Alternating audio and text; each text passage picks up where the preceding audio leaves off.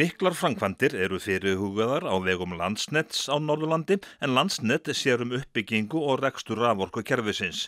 Nýverið var efnt til kynningar á kerfisáætlun fyrirtækisins fyrir norðan. Eyfirðingar tala mjög takmarkaðan aðgang að rafmagni svo dæmi sé tekið og Sauðárkrókur þarf á auknu rafmagni að halda og sömu sögu að segja Blönduós. Þetta auðvitað töluvert af framkvæmdum, mikið til styrkingar á meginflutningskerfinu og það auðvitað stutt síðan við sáum að tengja á Bakka og svo Þeistareykjavirkjun inn á Kröflu og það sem svona alveg næst framundan þá svokölluð Kröflulína 3. Það þá styrking alveg frá Austurlandi, Fljótsdal inn að Kröflu og við sjáum svo í rauninni í framhaldinu fyrir okkar að halda áfram frá Kröflu eða Hólasandi hingað til Akureyrar og svo það vantarlega stutt í það og svo sjáum við jafnvel fyrir okkur í framhaldinu að halda svo áfram inn að Blöndu. Til viðbótar þetta ýmsar styrkingar bara innan svæðisins. Getum nefnt dæmi eins og við erum í undirbúningi og hefum vonandi framkvæmdir fljótlega við að bæta tengingun inn á Sauðárkrók, þess að frá Varmahlíðin á Sauðárkrók. Það þá bæði spurningum aukið öryggi og þess að mæta bara atvinnulífinu, það hefur verið aukning þar. Hversu viðamiklar eru þessar framkvæmdir ef við tölum fjármagn? Þetta sjálfsög sér kostnaðarsamt. Ef við tökum sem dæmi Kröflulínu 3 sem nefndi áðan, að það svona framkvæmd upp á stærðargráðuna 8 milljarðar. Tengingin svo frá áfram hingað vestur eftir til Akureyrar eitthvað aðeins styttra, aðeins lægra því það styttri vegalengd.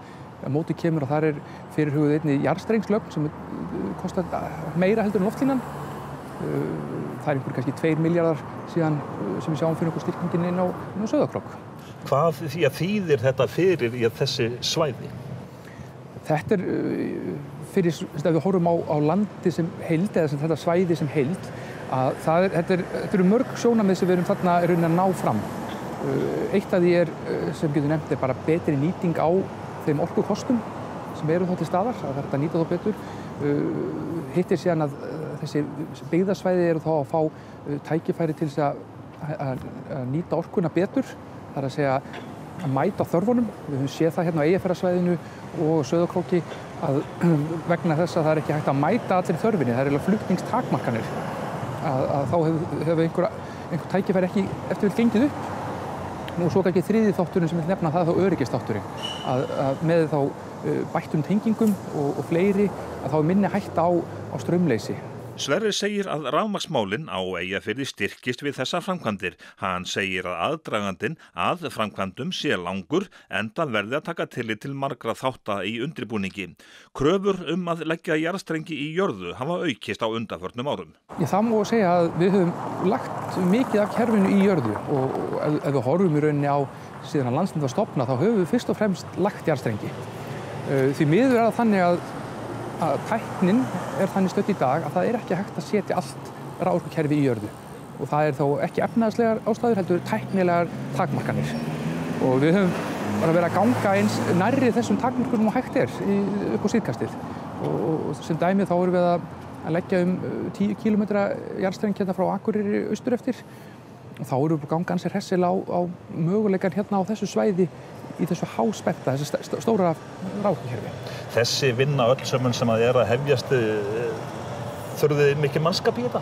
Já, þetta nú sérstaklega mikið á meðan verktíma stendur og til dæmis þegar við fórum í styrkingarnar hérna í kringu Þeistareykja og Bakka þá var þetta meðal annars fengið verktakar að utan. En þetta sérstaklega mannaflafrekt á meðan framkvæmdir stendur. Það þá bæði jarðvinna og uppbygging á þessum innviðum. Hvenær sérðu fyrir þér að þessum verkefnum ljúki? Já, það góð spurning hvenær þessu lýkur. Þetta í rauninni vinna sem þarf að fylgjast með og fer eftir hvernig þróunin er. Það er kannski ágætt að nefna það að það alltaf einhver breytileiki í umhverfinu. Nýja tækniframfarir eða ný fyrirtæki að koma eða einhver slíka breytingar.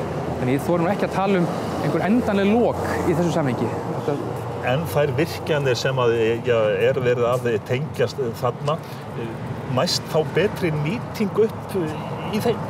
Já, það meðal annars eitt af því sem við höfum skoðað og það að gæta þess að þær virkjanir sem eru þá þegar komnar nýtist þá vel og sem dæmi ef við tökum hérna ein virkjun sem hérna fyrir vestan okkur, að hún hefur ekki nýst alveg í botn.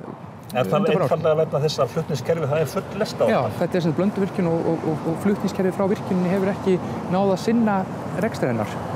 Svo sjáum við nýja orkukosti líka vera að koma inn, bæði smávirkjanir sem hafa mikið verið í umræðinni, en einnig vindorku og vindorka mun einnig kalla á að kerfið geti sinnt því. Það verður svona flókið verkefni til framtíðar. Þú varst að tala hvernig þessu lokið, að þá mun það nú kannski hafa svolítið áhrif einnig.